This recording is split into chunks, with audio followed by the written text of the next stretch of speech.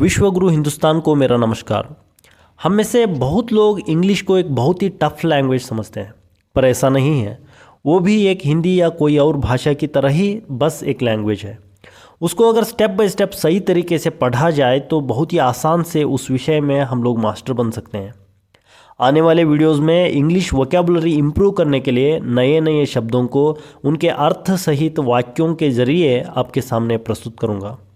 आज हम parts of speech के बारे में डिटेल में समझेंगे। Words which are frequently used in speech और writing are called parts of speech. English को जब भी हम बोल रहे होते हैं या फिर लिख रहे होते हैं, उस समय जो अक्सर यूज किए जाने वाले शब्दों को पार्ट्स ऑफ स्पीच कहा जाता है। टोटल 8 प्रकार के पार्ट्स ऑफ स्पीच होते हैं। Noun, pronoun, adjective, verb, adverb, preposition, conjunction, interjection. इनको वन बाय वन समझते चलेंगे। नाउन यानी कि नाम, संज्ञा। A word that represents a person, thing, concept, animal, place, an idea और quality of mind is called as a noun. मतलब एक शब्द जो किसी आदमी, वस्तु, प्राणी, स्थल, विचार या फिर दिमाग की क्वालिटी को रिप्रेजेंट करता है, उसे हम नाउन कहते हैं। उदाहरण के लिए, Vinayak is a great social worker. Vinayak एक श्रेष्ठ समाज सेवक है। यहाँ पे जो विनायक शब्द है वो एक व्यक्ति का नाम को दर्शाता है, इसीलिए इसे नाउन कहते हैं। I love cricket very much. मैं क्रिकेट को बहुत पसंद करता हूँ। यहाँ पे क्रिकेट एक गेम का नाम है, इसीलिए इसे नाउन कहते हैं। Knowledge brings wisdom. ज्ञान विवेक को लाता है। यहाँ पर नॉलेज और विजडम दोनों ही क्वालिटी ऑफ माइंड को दर्शा रहे हैं, इसलिए इन्हें नाउन कहते हैं। सेकेंड वन, प्रोनाउन यानी कि सर्वनाम। A word used instead of noun is called as a pronoun. जिस शब्द को हम नाउन के जगह पर उसके बदले में यूज करते हैं उसे प्रोनाउन कहते हैं। उदाहरण देखते हैं। Naina is my wife and she is very innocent.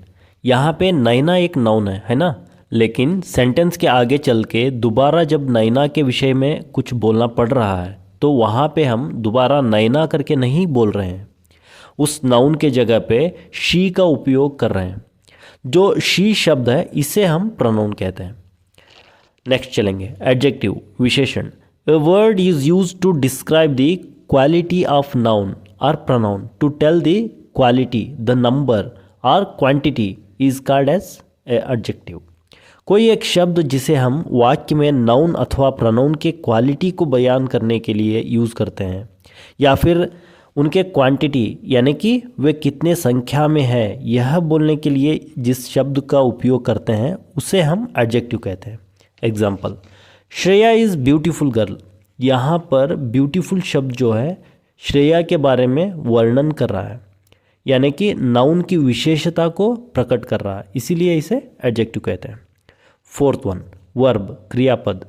A word used to indicate a physical action, a mental action, a condition और ए स्टेट ऑफ बीइंग और existence is called as a verb. जो शब्द जिसका प्रयोग कुछ कार्य, भावना या अस्तित्व को व्यक्त करने के लिए हम वाक्य में इस्तेमाल करते हैं उसे हम वर्ब या क्रियापद बोलते हैं। Example, I waited for flight. मैं हवाई जहाज के लिए इंतज़ार किया। यहाँ पे वेटेड शब्द को वर्ब बोलते हैं जो इंतज़ार करने का कार्य को बता रहा है। फिफ्थ वन, एडवर्ब, क्रिया विशेषण।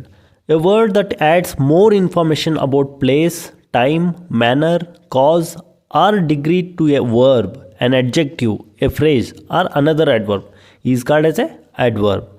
जो शब्द किसी क्रिया विशेषण तथा अन्य क्रिया विशेषण की विशेषता बताता है उसे हम क्रिया विशेषण कहते हैं। Example, Johnson runs quickly.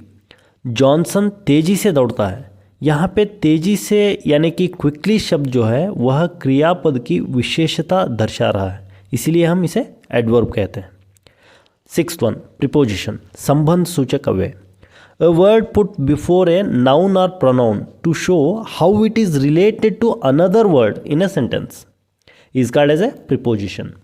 एक शब्द जिसे हम नाउन या प्रोनाउन के साथ प्रयोग करते हैं जो यह दर्शाता है कि नाउन या प्रोनाउन द्वारा निरूपित व्यक्ति या वस्तु वाक्य में किसी और चीज़ के संबंध में कैसे हैं, उस शब्द को प्रीपोजिशन यानी कि संबंध सूचक अव्यय कहते हैं। Example, Kavya waited for me.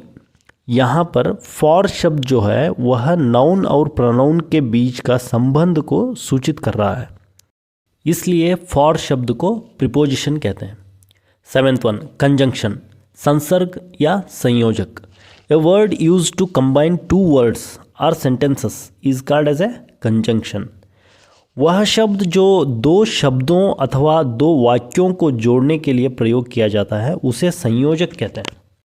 Example, Kiran tried hard but he failed in his final year exam. यहाँ पर बट शब्द जो है वह दो शब्दों को और वाक्यों को जोड़ रहा है, इसीलिए इसको संयोजक यानी कि कंजंक्शन कहते हैं। 8th वन, इंटरजेक्शन, विस्मयादि बोधक। A word or phrase that is used to express sudden feelings like surprise, pain, pleasure, etc. is called as a interjection. जिस शब्दों से हर्ष, शोक, आश्चर्य, प्रसन्नता, भय जैसे भावनाओं को व्यक्त किया जाता है उसे विस्मयादि बोधक अव्यय कहते हैं। Example, alas we have lost the match. अरे हम लोग मैच हार गए यार। यहाँ पे अलास शब्द जो है नाराज़गी जताने के लिए यानी कि नाराज़गी भावनाओं को व्यक्त करने के लिए यूज़ किया जा रहा है, इसलिए इसे इंटरजेक्शन बोलते हैं। तो ये थे 8 प्रकार के शब्द भेद यानी कि parts of speech in English. अगले वीडियो में फिर मिलेंगे। जय हिंद।